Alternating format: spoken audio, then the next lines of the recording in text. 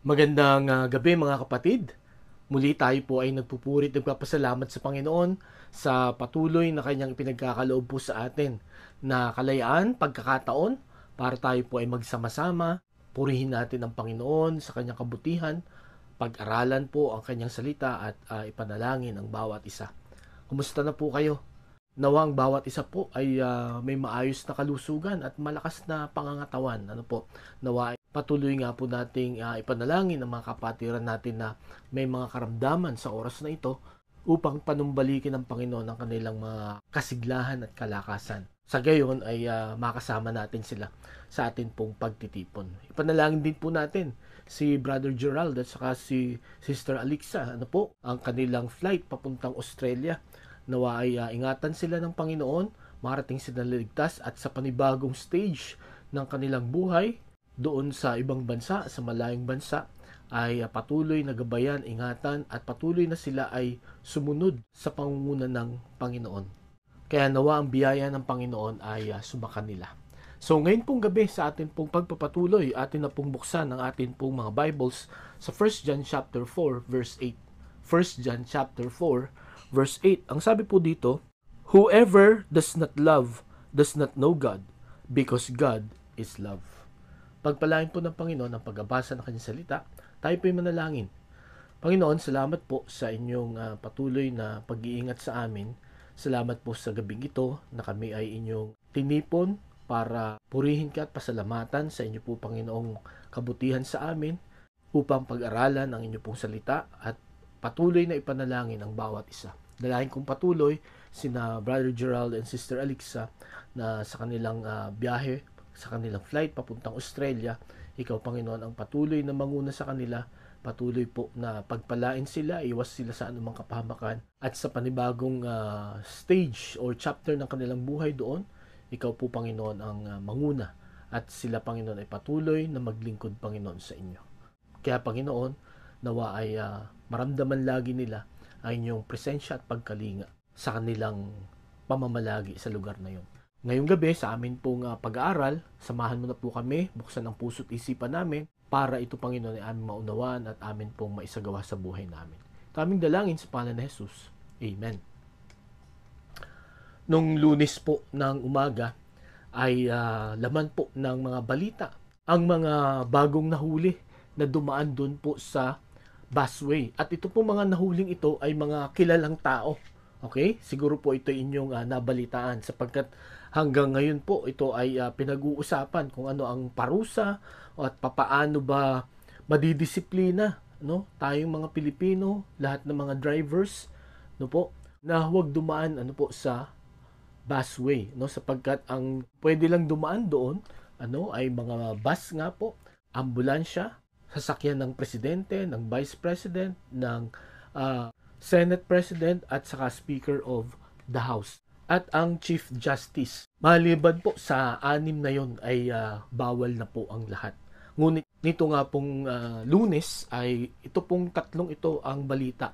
Ito po yung nangyari pa noong Friday at saka noong Sunday. Noong Friday po, noong umaga ay may dumaan doon na diplomat from US Embassy. At sila ay nahuli. At ang sumunod na nahuli ay ito po ang nakakalungkot. Ito po ay membro ng HPG or Highway Patrol Group ng PNP na supposedly sila ang nagpapatupad ng batas na bawal dumaan doon ang mga private vehicles. At yun nga po, ang nakakalungkot, sila ang dapat magpatupad pero sila ang sumusuway. At ang pangatlo na nahuli noong Sunday ay yung vehicle po ni Manny Pacquiao. Although wala doon si Manny, pero yung sasakyan ay kay Manny. At yun nga, ginamit yung pangalan niya, no? Baka siguro makalusot pagka ganoon, pero hindi rin sila pinalusot ng mga enforcers. So alam natin na si Manny ay dating senator, no, na gumagawa ng batas. Kaya ang sabi nga ng mga commentators sa radio at sa TV, kung sino pa yung gumagawa ng batas at dapat mag-implement ng batas, yun pa ang sumusuway. Kaya ang effect nito ay kahit yung mga ordinaryong drivers ay hindi na rin susunod kasi kung yung mga namumuno ay hindi tayo pa kaya. At nung tinanong itong mga dumaang ito at lahat ng mga nagva-violate, no, na dumadaan doon nga po sa busway na yan, ang laging dahilan, traffic, nagmamadali kami.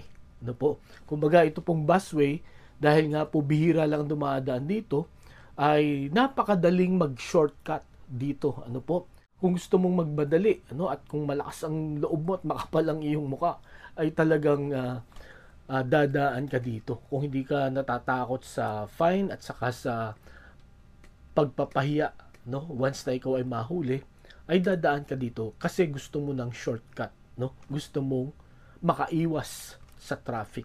At yan nga po ang nakakalungkot, mga kapatid. Hindi lamang po sa kalsada tayo nagkakaproblema pagka lagi nating iniisip kung papaano mapapadali ang isang bagay. Di po ba? Many times sa atin pong pagmamadali, meron po tayong mga nakakaligtaan. At dahil sa meron tayong mga nakakaligtaan, lalo tayong naaabala, lalong nagkakaproblema po tayo.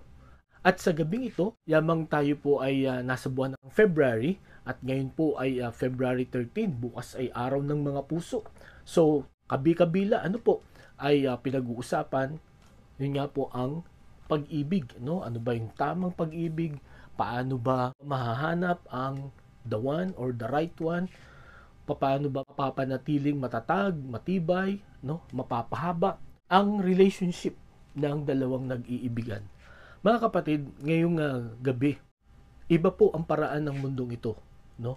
Para makita ang tamang pag-ibig at paano ito i-maintain, no? Kung gagayahin natin ang pattern ng mundong ito, madalas tayo po ay masasaktan at mabibigo. Pero gaya na sabi ko nga po last week, no, nung pinag-aralan natin yung heavenly love, dito rin po sa 1 John chapter 4, verse 7, makikita po natin ang turo ng Panginoon, no, ang turo ng banal na kasulatan, paano tayo magkakaroon ng maayos na relationship, paano yung pag-ibig na nararanasan po nating lahat ay magiging maayos, magiging tama, no po, at magiging pangmatagalan. At yun po ang dapat nating malaman ngayon, ano po. Wala pong shortcut, no? Wala pong human technique, no? Para po ito ay maging maayos, no? Para po maging totoo itong pag-iibigang ito. Ngayong gabi, sa atin pong pag-aaralan, nawa ay maalaala natin. I'm sure ito po ay madalas na nating napapag-usapan, naririnig, pero nawa ngayong gabi, ipaalala sa atin ng Panginoon kung ano ba yung dapat nating gawin para maging maayos ang ating mga relationship, maging matibay, maging totoo at maging matatag ang atin pong pag-ibig sa Diyos at saka sa atin pong kapwa. Pinamagatan ko po ang ating mensahe ngayong gabi, love God first. Love God first. Kung gusto po natin, mga kapatid, ngayong gabi na maging maayos, maging matatag at pangmatagalan ang atin pong pag-ibig sa atin pong kapwa, sa ating asawa, sa ating boyfriend, sa ating girlfriend, sa ating mga anak, sa ating family, sa ating mga kaibigan, no? Ang dapat nating unahing mahalin ay ang Diyos. Okay po? So yan po ang itinuturo ni Juan dito po sa John chapter 4 verse 8. No po, ang sabi niya dito, whoever does not love does not know God because God is love. Okay? So, meron po tayong tatlong makikitang dahilan bakit dapat nating unahing mahalin ang Panginoon. Okay? Ang una, because we do not know how to love, no? Hindi tayo marunong magmahal, no? Hindi tama yung atin pong paraan ng pagmamahal.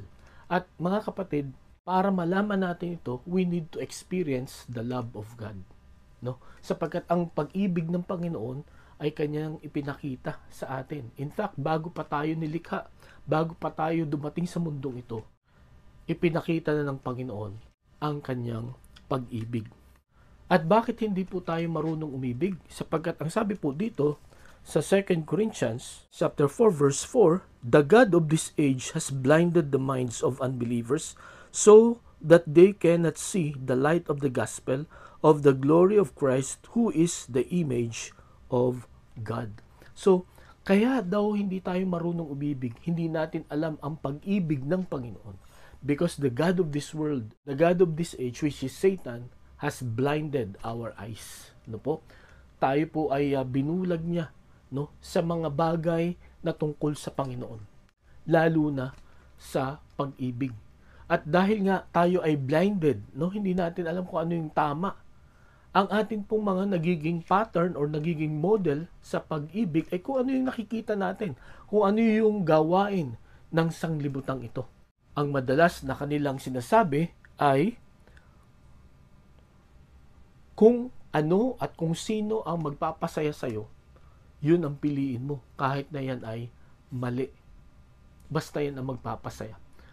Kung papanoorin natin, ano po, yung mga celebrities, no, na talagang papalit-palit sila or minsan sabay-sabay, no. Meron din tayong mga nabalitaan, pinangakuan na sila ang papakasalan, pero after few months, iba ang pinakasalan, no. At kung mapapakinggan natin yung mga awitin, ay makikita po natin doon na pangsariling kasiyahan, no, ang hinahanap ng mga tao kahit ito ay mali.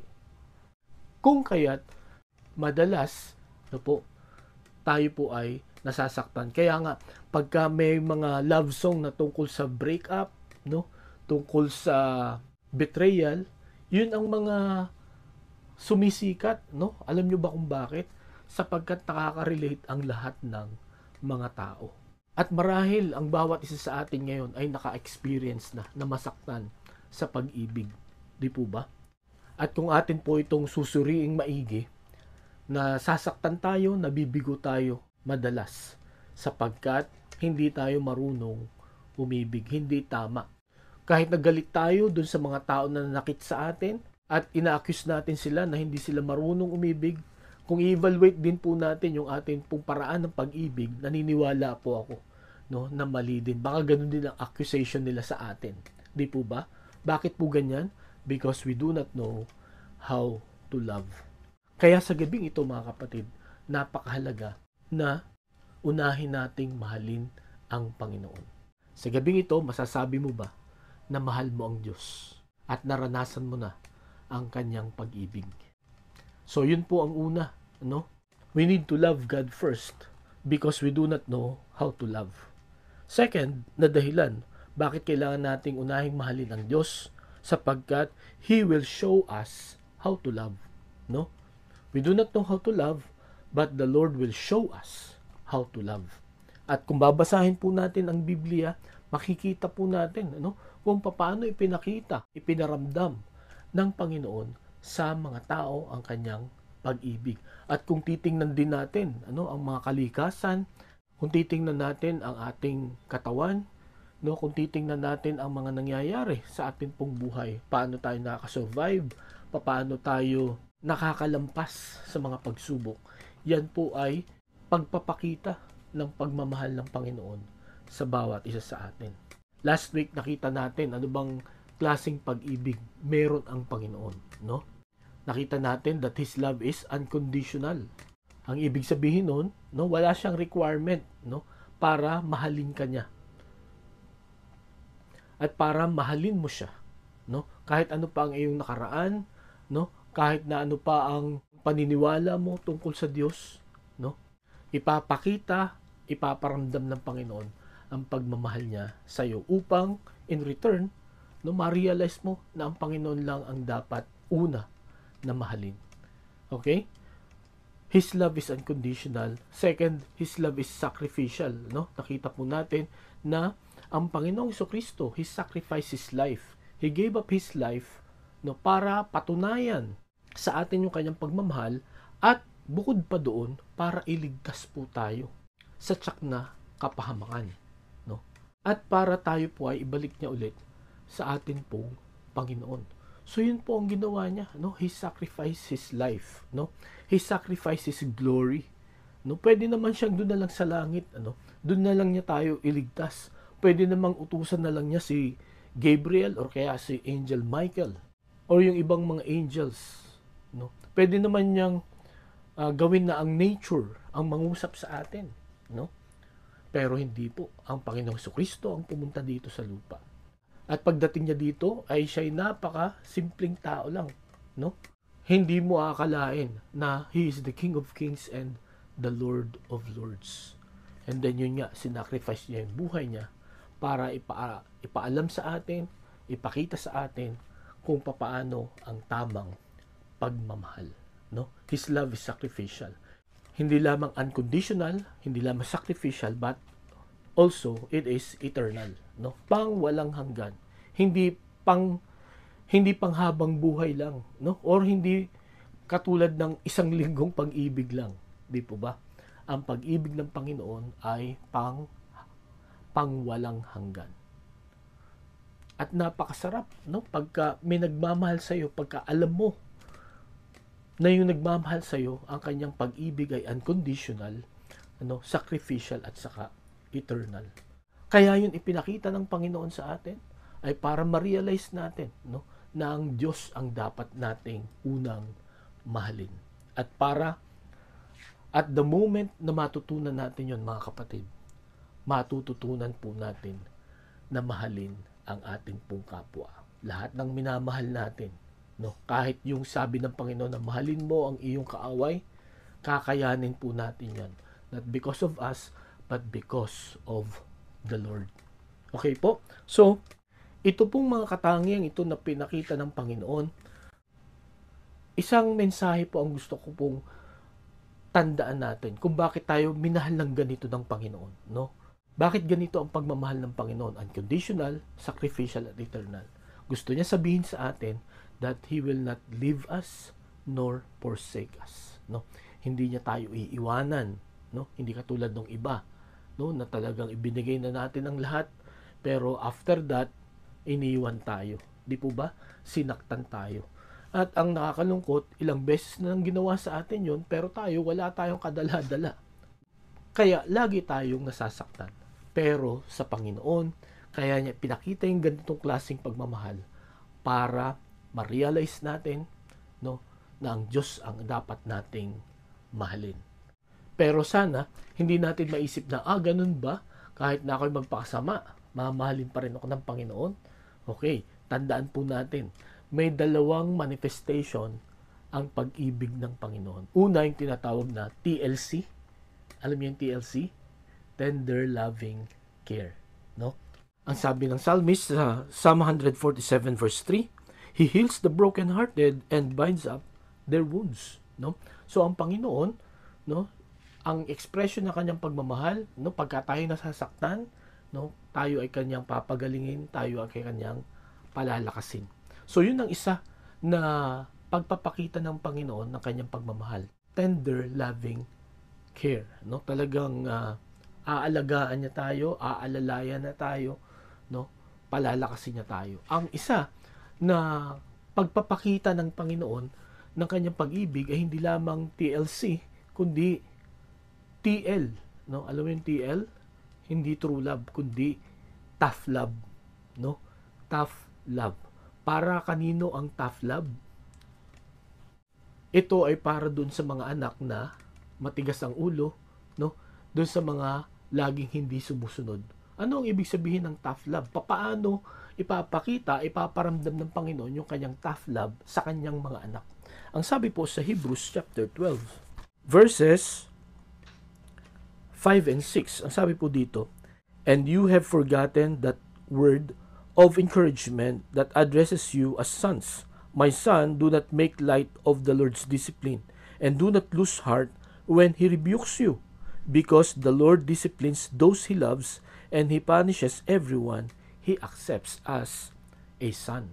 Okay? So, ang sabi dito po ng writer ng Hebrews, lahat daw ng mga minamahal ng Diyos ay kanyang dinidisiplina.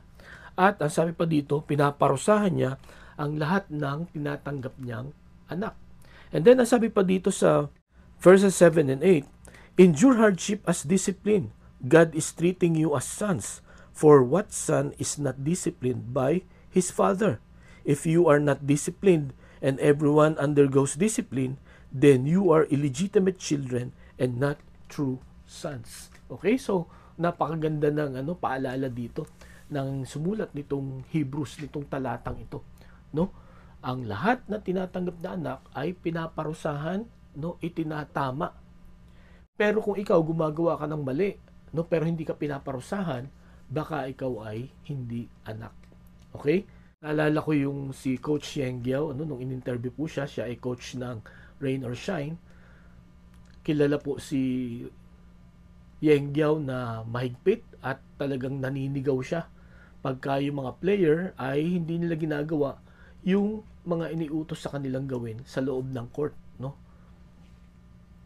Uh, at ang sabi niya do sa interview, pagka ikaw ay drain up ng team, no, yun lagi ang usapan, no? Bago pa mag-start ang practice, yun ang usapan na ikaw ay masisigawan, no? Ikaw ay mapapagalitan pagka hindi mo inayos ang iyong laro. Pero ang sabi niya, kaya ako gagawin 'yan para mag-improve. Yun ang tinatawag na tough love, no? Didisiplinahin tayo ng Panginoon para ma-realize natin na yung atin pong ginagawa ay mali. Parang katulad din ng atin pong mga magulang. Siguro karamihan sa atin, lalo na yung mga pinanganak nung 50s, 60s, 70s, 80s, 90s, no, nakaranas tayo ng palo, no, ng sinturon, ng walis, no, ng payong or ng iba-iba pa na pamalo or kamay or tsinelas, no.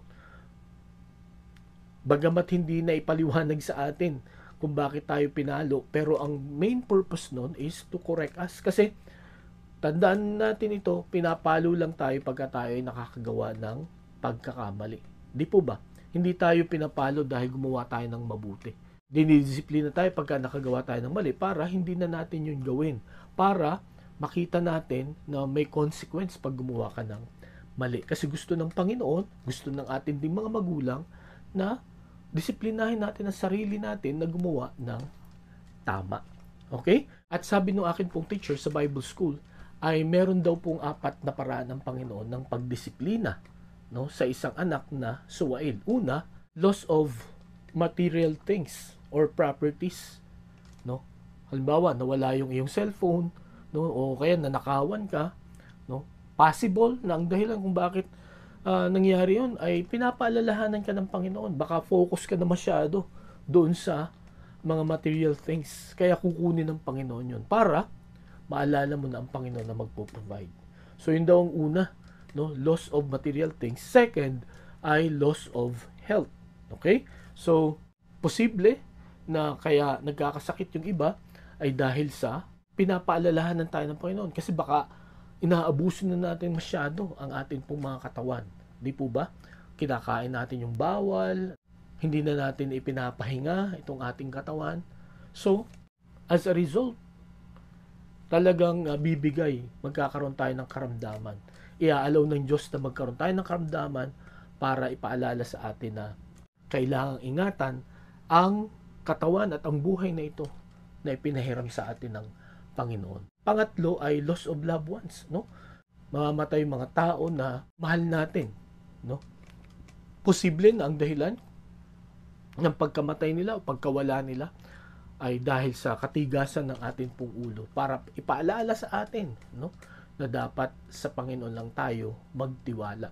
Lalo na kung yung mga loved ones na yun, yung mga taong yun, ang humihila na sa atin papalayo sa Panginoon. At hinahayaan natin, no, na hilahin nila tayo para tayo mapalayo sa Panginoon. Kukunin daw ng Panginoon yun. And then ang panghuli ay loss of life, no, kamatayan. Ang sabi ng aking teacher, kaya namamatay ang tao, una, yun nga, dahil sa kawalan ng disiplina, marahil sabi ng Panginoon, kukunin na kita anak kasi makakasira ka na ng patotoo, no? Kasi kahit na ikaw ay totoong Kristiyano pero hindi ka namumuhay ng maayos, no, kaya kukunin na kita.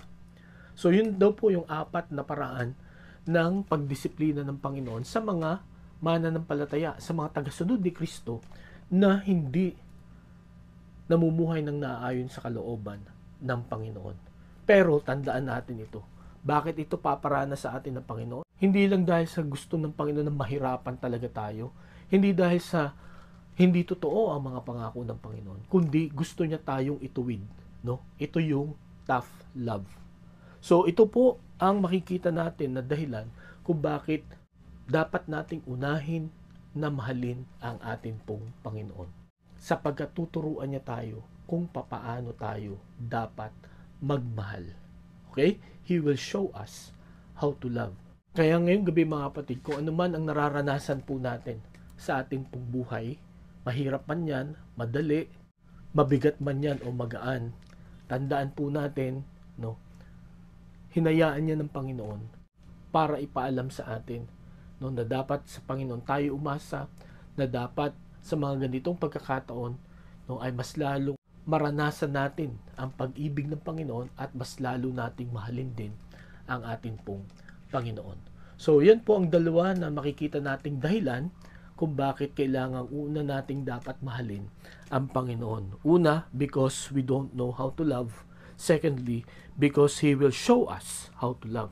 At ang pangatlo at ang panghuli po, we will grow in love through Him. No, we will grow in love through Him. Dapat nating unahing mahalin ang Panginoon sapagkat lalago itong pag-ibig na ito sa pamamagitan niya. Okay? Ang Panginoon lamang ang makapagbigay ng growth, no? Lalo na sa pag-ibig sa atin pong lahat. Wala na pong iba, no? Wala na tayong pwedeng ibang pagkunan ng inspirasyon, no? Para lumago pa, tumibay pa, tumingkad pa itong pag-ibig na ito maliban sa atin pong Panginoon. Ang sabi nga po sa 1 Thessalonians chapter 3 verse 12, sabi po ni Apostol Pablo, ito po ang panalangin niya sa mga Thessalonian believers at magandang panalangin din po sa bawat isa sa atin. Ang sabi niya dito, may the Lord make your love increase and overflow for each other and for everyone else, just as ours does for you. Ang sabi dito, may the Lord make your love increase and overflow for each other. Okay? Itong pag-ibig natin sa isa't isa, nawa ito ay lumago pa at umawas, umagos pa sa iba. Okay? Yun ang gusto ng Panginoon, no? Pagka tayo po ay nagmahal. Ang ibig sabihin, kung may mga blessings tayo, ibahagi natin, no? Maging concern natin kung ano yung makakabuti, makakatulong sa iba, lalo na sa ating pong mga minamahal. Sa mundong ito, ang klase ng pagmamahal ay kung ano yung makukuha ko, kung ano yung mapapakinabangan ko. Kung hindi na kita mapapakinabangan, break na tayo, ayawan na. Pero sa Panginoon, kung una nating mamahalin ng Panginoon, the Lord will make this love grow and overflow. Ang ibig sabihin, pagka nag-overflow siya, non-stop ang supply, Matagal ang pagmamahalan. Matagal ang pag-ibig na ito na mararanasan po natin. Kaya sa gabing ito mga kapatid, every time na mapapag-usapan ang pag-ibig, every time na darating ang February, every time na mapapag-aralan, mapapag-usapan ang relationship natin, sa ating pong kapwa, lalo na sa ating pong mga minamahal, magiging tama lang po yan, magiging pangmatagalan lang po yan if we will love first, Ang sabi po nung aking kaibigan sa Davao, dalawa lang ang masarap gawin sa mundong ito. Yun ay ang magmahal at ang kumain. So, mararanasan mo lang yung sarap ng pagmamahal kung mamahalin natin una ang ating pong Panginoon. Sapagkat hindi po tayo marunong magmahal. We don't know how to love. But if we love God first, He will show us how to love. And we will grow in love through Him. Lalago po, uunlad. And by experiencing that, doon natin po masasabi na masarap magmahal. Masarap magmahal pag una mong minahal ang Panginoon. Kaya ngayong gabi mga kapatid, yan po ang ipanalangin natin. That we will love God more and more. Tayo po'y manalangin. Salamat Lord sa inyong salita. Salamat po sa katuruan tungkol sa pag-ibig. Salamat sapagkat sa iyo ito nagmula, ikaw ang may akda nito. At dahil sa ikaw ang may akda nito, tama ang mararanasan namin kung ikaw ay amin pong mamahalin, kung ikaw Panginoon ay aming uunahin sa mundong ito. Panginoon, tulungan mo kami na iwasan ang maling paraan ng pag-ibig na ito po'y natutunan namin sa mundong ito. turuan mo kami, turuan mo ang aming puso na ang unang mahalin ay ikaw, upang matutunan din naming mahalin ang amin pong kapwa. Lord, salamat po sa katuruang ito. Nawa ito ay maging gabay namin sa bawat araw ng buhay namin. Sapagkat lahat ng ito'y dalangin namin sa pangalan ni Jesus. Amen. Maraming salamat po sa inyong pakikinig. Pagpalain tayo ng Panginoon. Patuloy po tayo mag-ingat at magandang gabi po sa bawat isa.